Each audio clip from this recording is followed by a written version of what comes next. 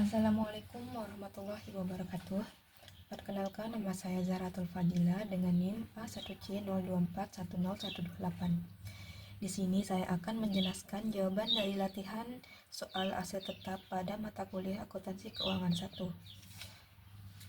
Soalnya yang pertama, pada November tanggal 1 2010, Salah Company mengkontrak Pfeiffer Construction Co. untuk membangun gedung dengan harga 1.400 pada tanah yang memiliki kos 100.000 dibeli dari kontraktor dan langsung dibayar pada cicilan pertama.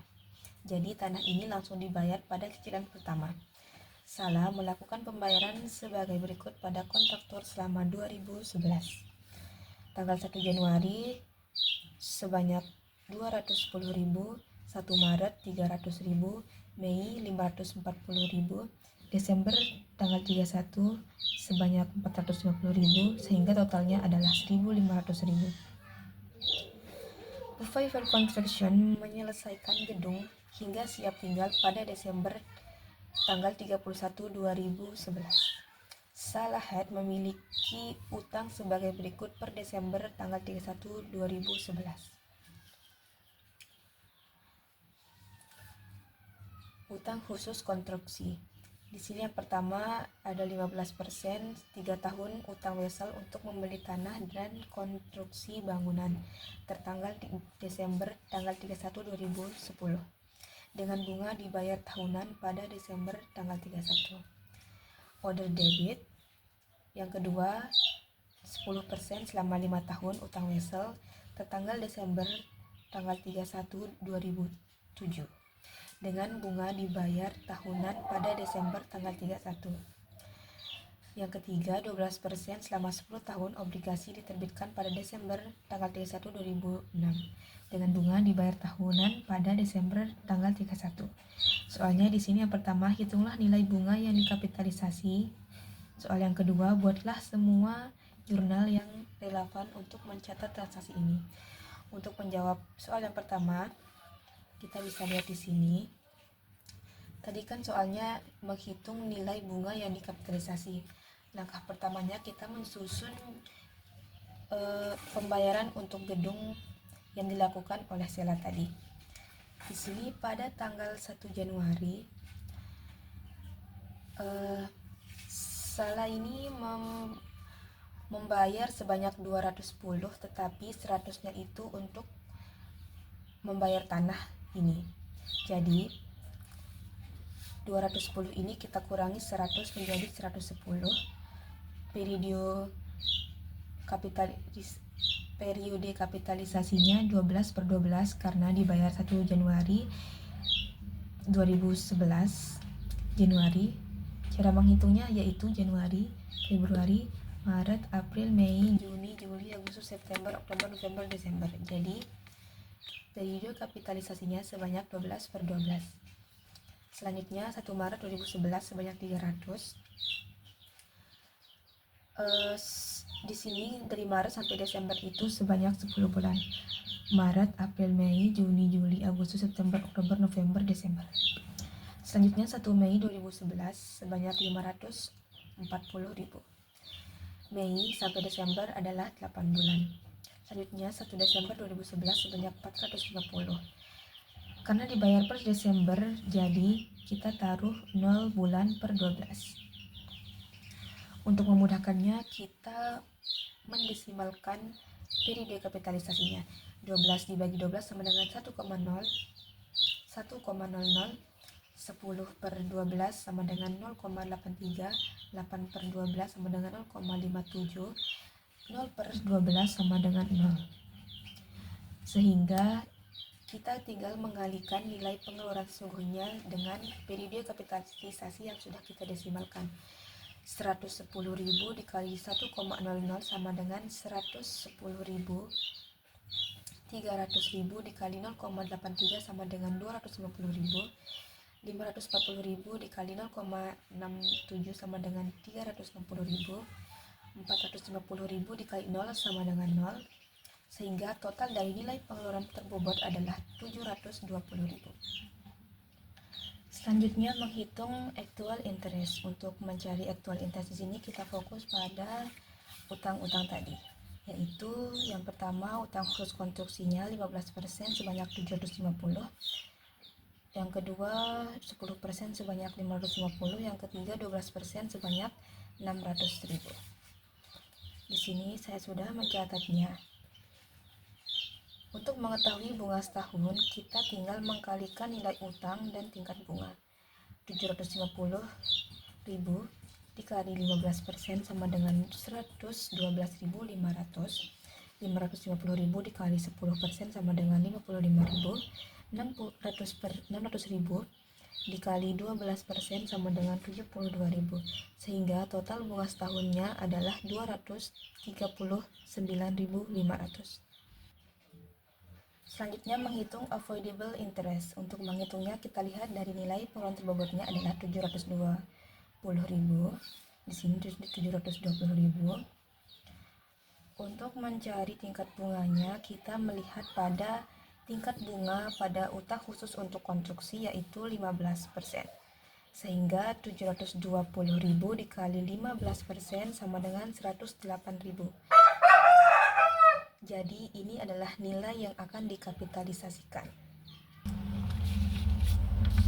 Selanjutnya latihan kedua.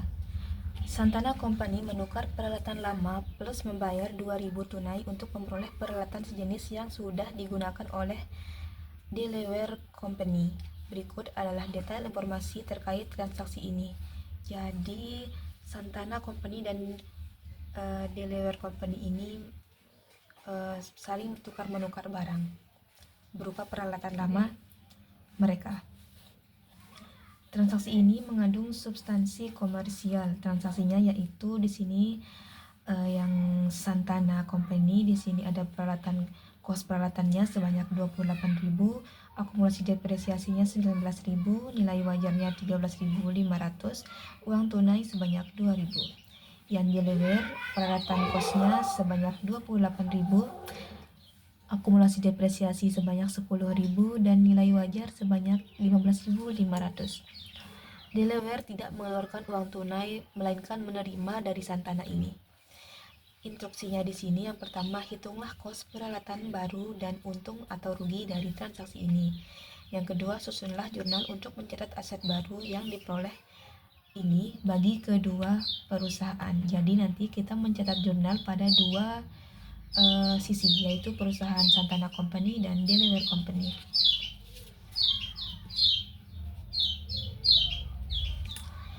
Untuk menjawab soal yang pertama, yaitu langkah pertamanya adalah perhitungan kos peralatan baru dan untung rugi. Untuk menjawab soal yang pertama, kita memerlukan nilai wajar peralatan lama yaitu sebanyak 13.500, uang tunai yang dibayarkan oleh Santana Company sebanyak 2.000, sehingga kos peralatan barunya adalah hasil dari pertambahan nilai wajar peralatan lama dan uang tunai itu sebanyak 15.500. Selanjutnya nilai wajar peralatan lama sebanyak 13.500. Yang ini tadi. Nilai buku peralatan lama di sini ada kos peralatannya dikurangi dengan akumulasi depresiasi. Dikurang ya.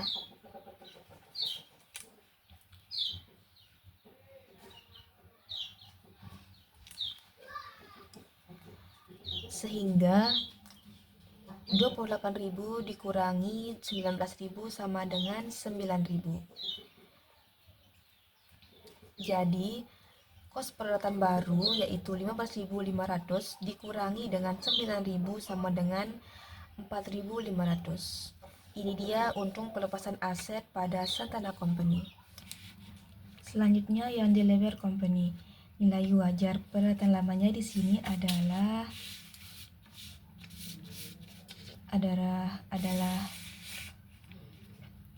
selanjutnya yang Delaware Company. Nilai wajar peralatan lamanya di sini adalah 5.500, uang tunai yang diperoleh adalah 2.000, sehingga kos peralatan barunya adalah pengurangan dari nilai wajar dikurangi uang tunai jadi sebesar 13.500. Selanjutnya, nilai wajar peralatan lama yaitu sebesar 5.500 tadi dikurangi dengan nilai buku peralatan lama. Di sini ada kos peralatan sebanyak 28.000 dikurangi akumulasi depresiasi sebanyak 10.000 menjadi 18.000. Sehingga kos peralatan baru 13.500 dikurangi dengan nilai buku peralatan lama sebanyak 18.000 sama dengan 2.500. Negatif 2.500.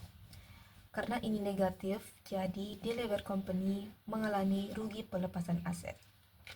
Selanjutnya soal yang kedua yaitu susunlah jurnal untuk mencatat aset baru yang diperoleh bagi kedua perusahaan. Ini dia jurnal untuk mencatat transaksi pertukaran antara Santana Company dengan Delaware Company. Pada Santana Company di debit ada peralatan baru sebanyak 15.500, akumulasi depresiasi sebanyak 19.500, pada kreditnya ada peralatan lama sebanyak 28.000, kasnya sebanyak 2.000, untung pelepasan aset sebanyak 4.500. Ini sudah balance ya, totalnya adalah 34.500. Selanjutnya yang Delaware Company, di sini di debitnya ada peralatan baru sebanyak 13.500, akumulasi depresiasi sebanyak 10.000, kasnya sebanyak 2.000, rugi pelepasan aset sebanyak 2.500, pada peralatan lama sebanyak 28.000. Jadi inilah jurnal untuk mencatat transaksi pertukaran Santana Company dan juga Delaware Company. Terima kasih. Mohon maaf apabila ada kesalahan kata dan pengucapan. Wassalamualaikum warahmatullahi wabarakatuh.